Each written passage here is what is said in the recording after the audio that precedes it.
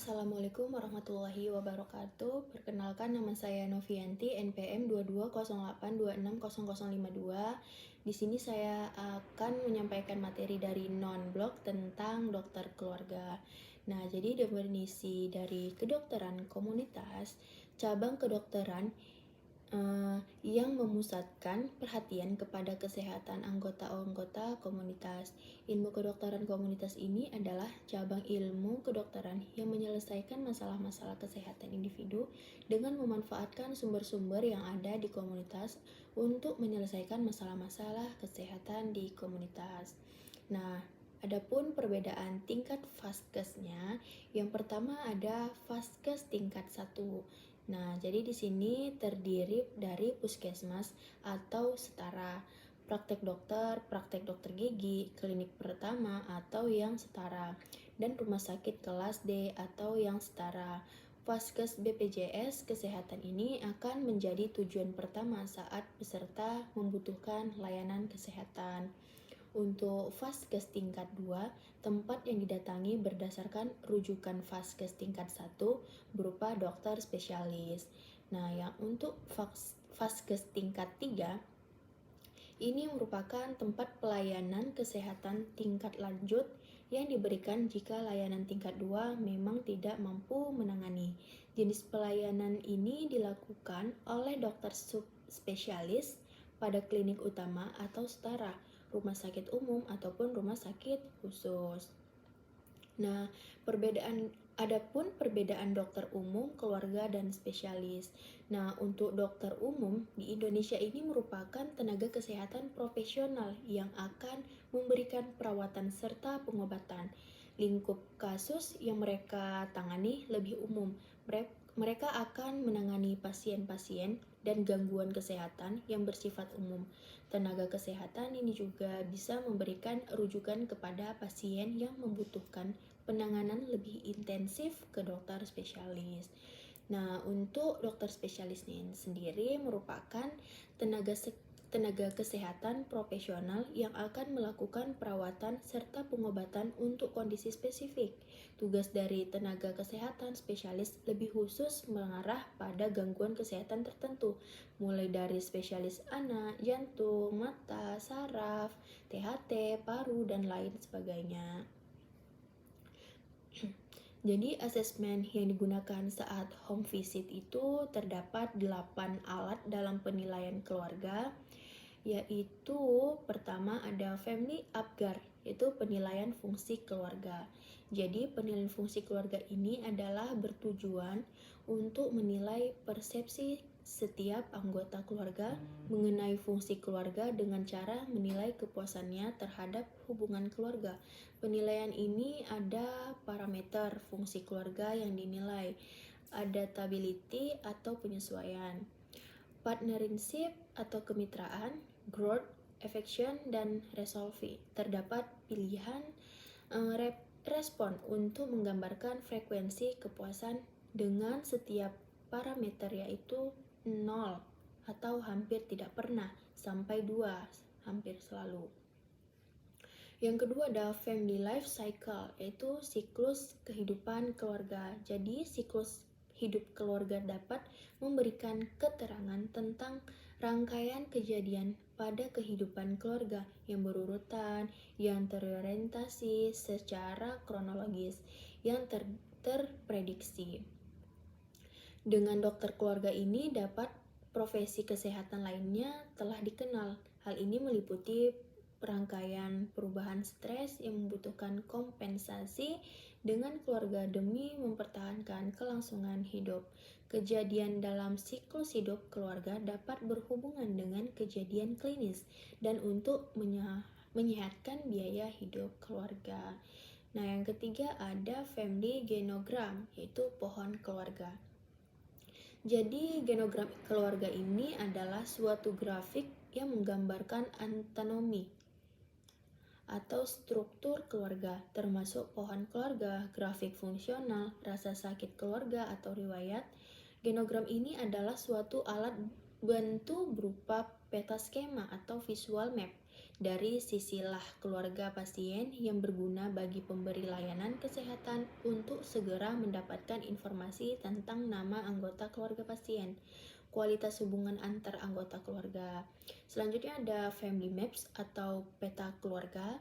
Jadi family map ini tidak digunakan untuk mengetahui kedudukan dalam keluarga. Jadi tidak dijelaskan apakah pasien berkonflik dengan ayah atau ibunya, dekat dengan adik atau kakaknya. Family map ini hanya untuk mengetahui hubungan antara pasien dengan keluarga.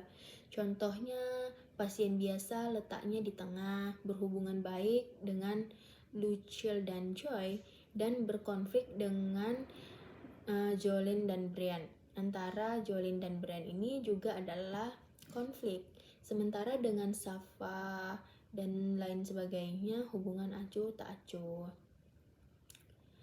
Untuk file lifeline yaitu garis kehidupan keluarga, dan pasien mengalami migrain yang cukup berat, sedangkan pada tahun 1972 saat pasien berusia 25 tahun dan menikah justru pasien tidak mengalami migrain tetapi tahun 1972 ketika pasien berusia 26 tahun dan mulai bekerja dan kesulitan bekerja, pasien mengalami migrain kembali yang cukup berat.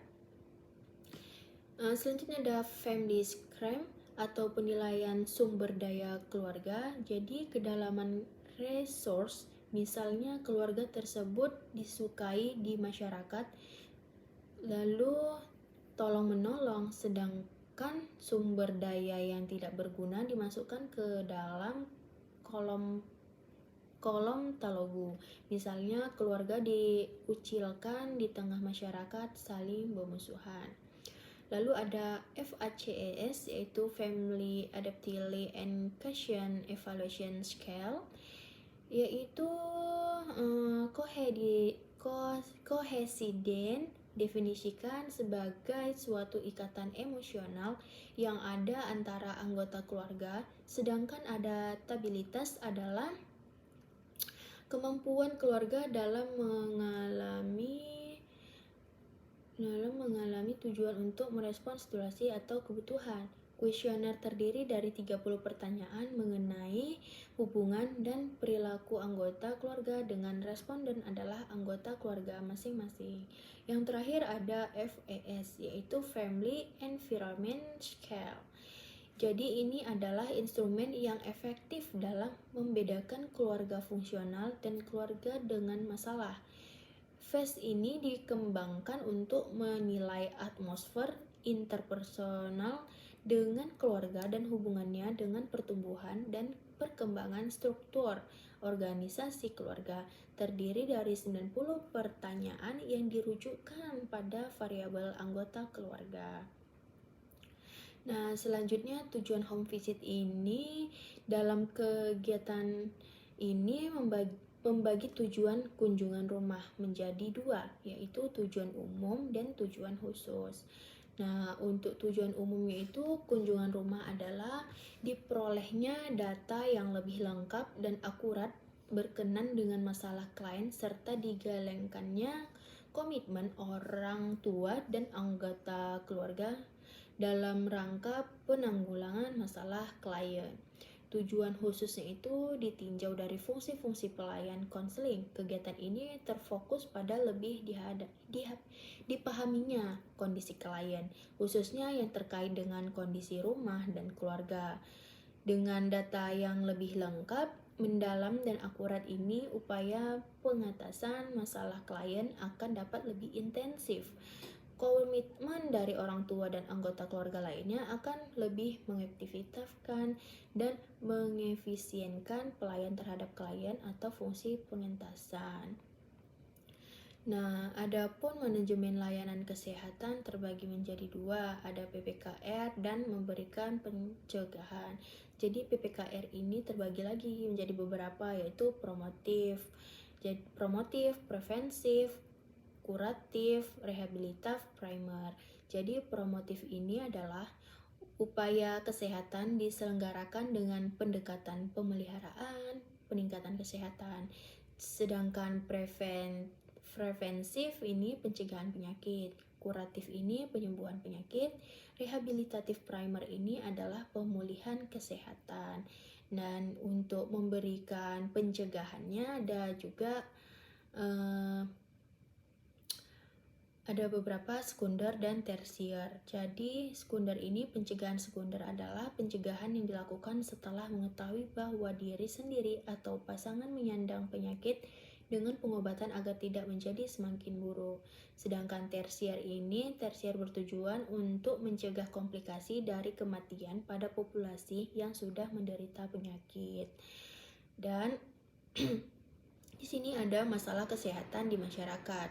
Jadi, tantangan kesehatan di Indonesia salah satunya adalah terkait dengan penyakit tidak menular. Angka PTM sejak tahun 2010 mulai meningkat. Pola makan, pola asuh, pola gerak, dan pola makan seperti tinggi kalori, rendah serat, tinggi garam, tinggi gula, dan tinggi lemak diikuti gaya hidup sedentary lifestyle. Memilih makanan junk food atau siap saji, ditambah dengan kurangnya aktivitas fisik, stres, dan kurangnya istirahat memicu timbulnya penyakit hipertensi, diabetes mellitus, obesitas, kanker, jantung, dan hiperkolesterol di kalangan masyarakat Indonesia. Upaya kita harus terus menekan angka kejadian PTM supaya rendah dalam rangka mendorong kepencapaian target pembangunan kesehatan termasuk target Riset Burden of Disease 2018 ini melaporkan bahwa penyebab kematian telah terjadi perubahan penyakit kematian dari tahun 1990 sampai 2017. Stroke masih mencapai di urutan di atas, kemudian disusul dengan ischemic heart disease atau diabetes mellitus dan chronic obstructive pulmonary disease. Semakin meningkat data ini memperkuat bahwa penyakit tidak menular akan terus meningkatkan dan sebagian besar dialami pada usia produktif. Sedangkan tuberkulosis bergeser menjadi penyebab kematian keempat. Walaupun terjadi penurunan, namun penyakit ini perlu diperhatikan karena karakteristik tempat kerja yang spesifik seperti berkumpul dan satu komunitas selama minimal 8 jam atau per hari dalam satu ruangan yang sama sehingga dapat mengakibatkan tingginya resiko penularan TB di tempat kerja. Tahun produktif yang hilang akibat kematian dini, Year of Life Loss atau YLL, dapat disebabkan karena kecelakaan akibat kerja. Dan adapun ICD-10, pengertian ICD-10 ini yaitu penyakit internasional. Jadi adalah suatu sistem klasifikasi penyakit yang dikelola oleh Organisasi Kesehatan Dunia dan digunakan secara global. Adapun fungsi ICD-10 ini, penerapan pengkodean ICD digunakan untuk mengindeks pencatatan penyakit dan tindakan di sarana pelayanan kesehatan, masukan atau input bagi sistem pelaporan diagnosis medis, memudahkan proses penyimpanan dan pengambilan data terkait diagnosis karakteristik pasien dan penyedia layanan.